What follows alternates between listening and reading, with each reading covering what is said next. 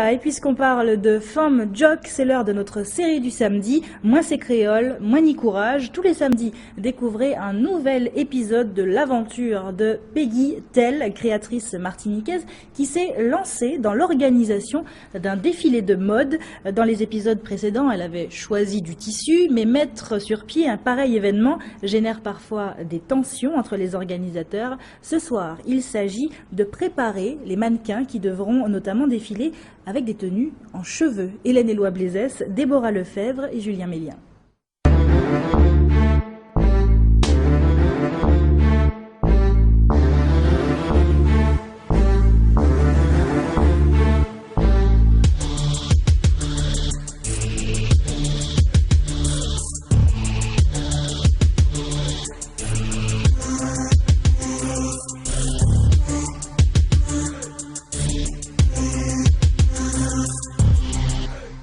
Un jour, Peg a fait un rêve, celui d'ériger le cheveu en œuvre d'art.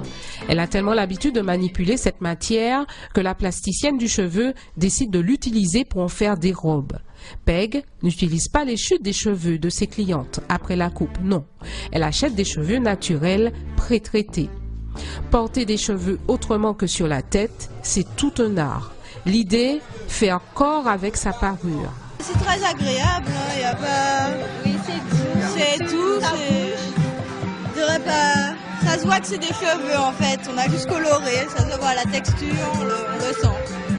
C'est pourquoi apprendre à défiler est primordial. Quand il y a une tonne, oui, c'est lourd à porter. Maintenant, il ne faut pas qu'on sente que ça soit un fardeau. Il faut vraiment qu'on soit dans l'esprit de liberté, d'expression, de légèreté.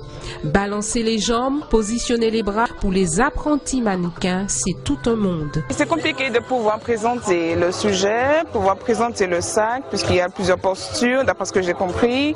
Il faut le mettre en valeur par rapport à ce qu'on porte, par rapport, pour montrer un peu ce qu'on a. Parfois, les plus anciennes conseillent les nouvelles.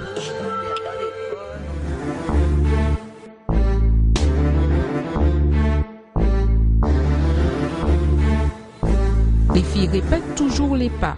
Ce n'est pas évident car sur scène, chaque tenue doit raconter une histoire.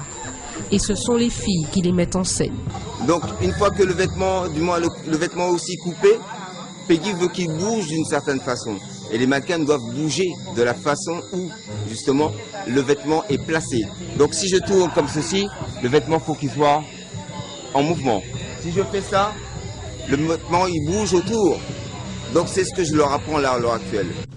Parfois, il y a de la pression dans l'air car le jour du défilé arrive à grands pas. Alors pour taire la pression, entre deux répétitions, on se détend.